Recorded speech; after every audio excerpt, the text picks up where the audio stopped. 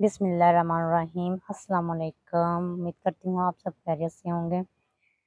आज मैं आपसे आलू गोश्त की रेसिपी शेयर करूँगी। आलू गोश्त हम देगी स्टाइल में बनाएंगे। इतनी परफेक्ट और इजी रेसिपी है कि जो फर्स्ट टाइम इसको बनाएगा उसकी रेसिपी भी बिल्कुल परफेक्ट बनेगी। लेकिन आपने इस रेसिपी को पूरा वॉच करना है और बगैर स्किप किए देखना है। बहुत ही मज़े के आलू चिकन बनते हैं। अच्छे मज़े के बनते हैं कि आप चिकन कढ़ाई को भूल जाएंगे।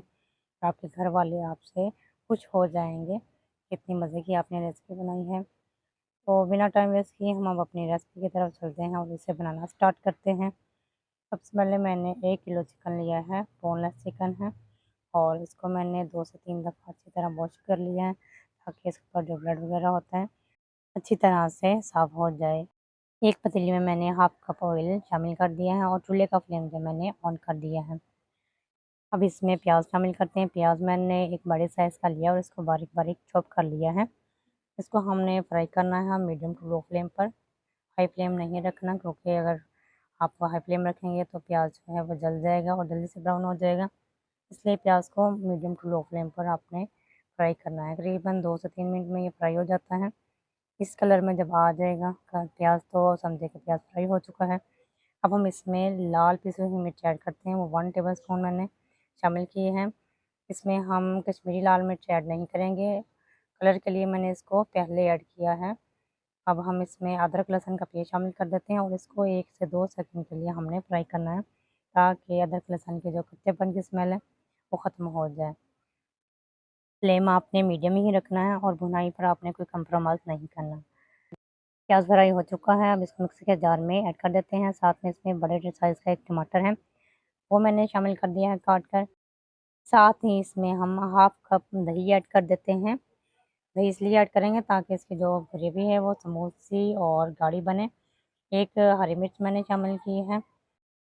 इन सब चीज़ों को ग्राइंड कर लेना है ताकि एक स्मूथ सा पेस्ट बन जाए। इस पेस्ट को हम उसी ऑयल में शामिल करेंगे जिसमें हमने प्याज फ्राई किया था। अब इसको भी हमने अच्छी तरह से फ्राई करना है ताकि इसका कच्चापन जो दही का और टमाटरों का है वो ख़त्म हो जाए।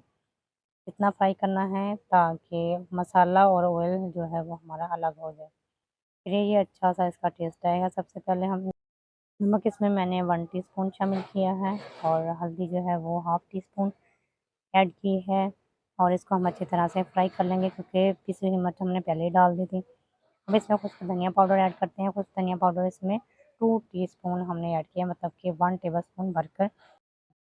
धनिया पाउडर से ग्रेवी बहुत ही अच्छी बनती है, गाढ़ी भी होती है और इसकी खुशबू भी बहुत ही अच्छी होती है। अब हम इसको अच्छी तरह से फ्राई कर लेंगे। इतना फ्राई करना है कि इसका जो ऑयल है वो अलग हो जाए और मसाला अलग हो जाए। यही इसकी पहचान है कि ऑयल जब अलग हो जाएगा तो समझे कि मसाला हमारा बिल्कुल रेडी हो गया है। अब हम इसमें चिकन शामिल कर देते हैं।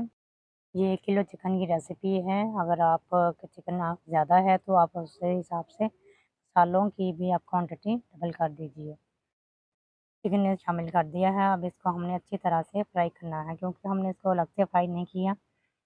आप चाहें तो आप इसको अलग से भी फ्राई कर सकते हैं, लेकिन मैंने इसको अलग से फ्राई नहीं किया। इसी ऑयल में मसाले में हमने इसको फ्राई करना है।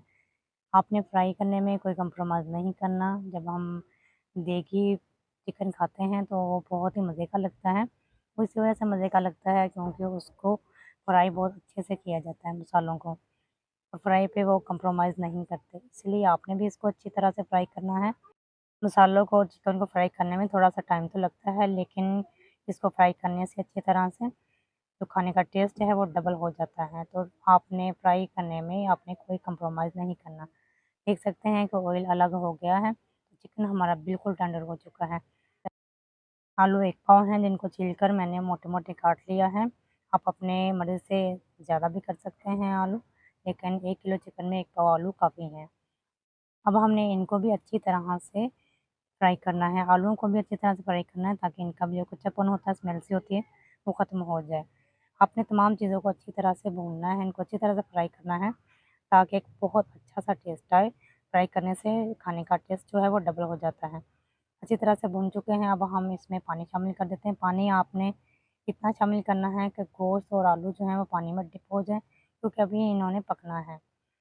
ग्रेवी आप अपने हिसाब से भी रख सकते हैं, कम या ज़्यादा कर सकते हैं, लेकिन ये जो इसमें मैंने पानी ऐड किया है ये परफेक्ट है, क्योंकि अभी इसने पकना है। चूल्हे का फ्लेम हाई कर दिया है और 20 मिनट तक हम इसको पकने के लिए छोड़ देंगे। एक उबाल आ जाएगा तो इसका मीडियम लो फ्लेम कर देंगे। तकरीबन 20 मिनट गुजर चुके हैं तो चिकन हमारा बिल्कुल रेडी हो चुका है और इसमें जो ग्रेवी है वो भी कम हो गई है।